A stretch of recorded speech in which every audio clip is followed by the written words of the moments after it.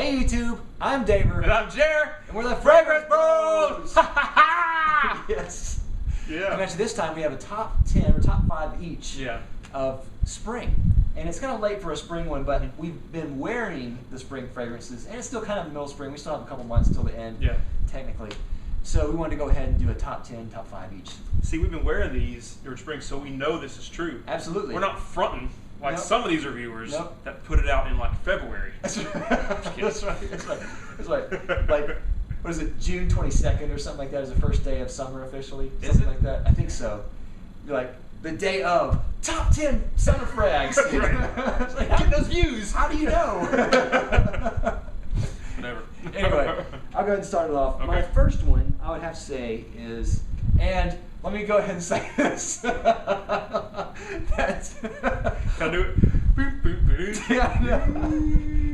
Yeah. Okay. Your picks versus my picks. Yeah.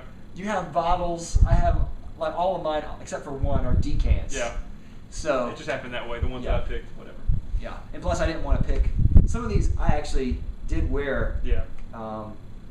For spring and loved them, but I didn't want to pick the same one twice. Yeah. So, but these two also wore and loved. So anyway, my first one, in no particular order, not from top to bottom, but in no particular order, Creed's Green Irish Tweed. Nice. Not a lot to say about this one, just a really fresh green scent. Mm-hmm. It's been reviewed to death, but so worth it. It's great for spring. Yeah. Awesome. Really good for summer too, but I really love this, especially for spring. Yeah.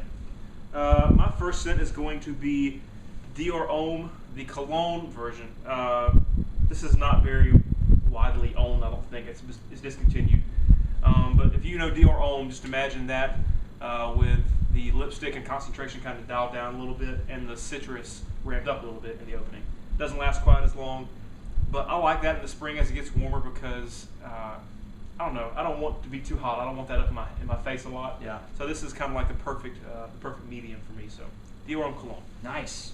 Number 5. My next one is, and you'll probably see this in other top 5s or things like that, but this one is L'Odyssée pour Homme. Yeah. Really love this one. Again, been reviewed to death. Yeah. And very, very popular in the world. Right. In a world. That's right.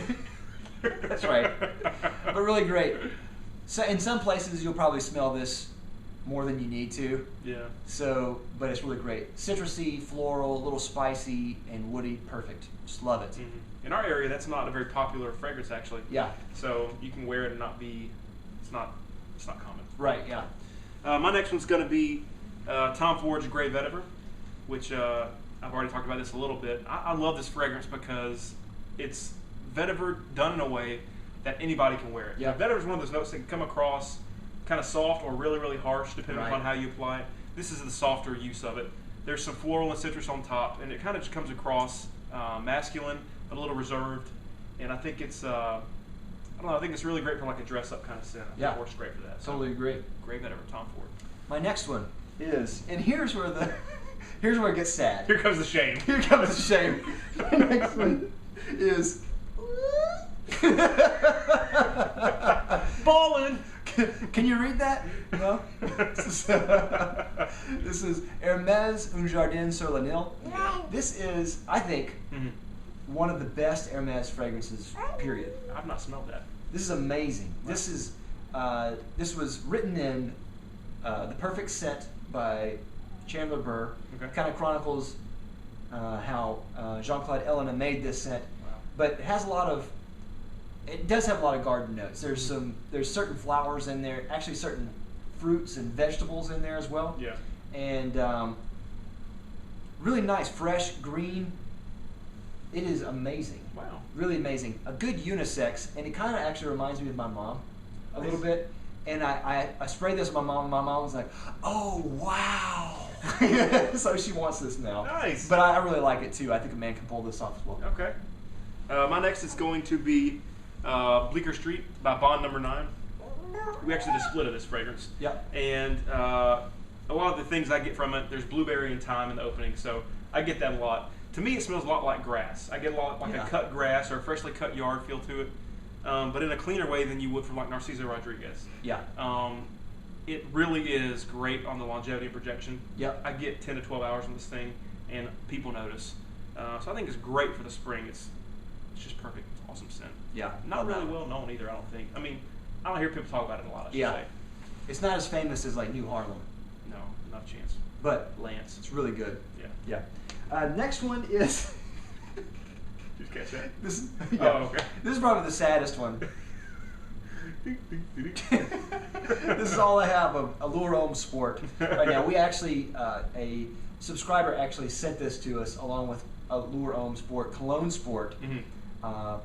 I believe it was Das Under. I have to go check, but I think it was him. If not, I apologize to whoever it really was.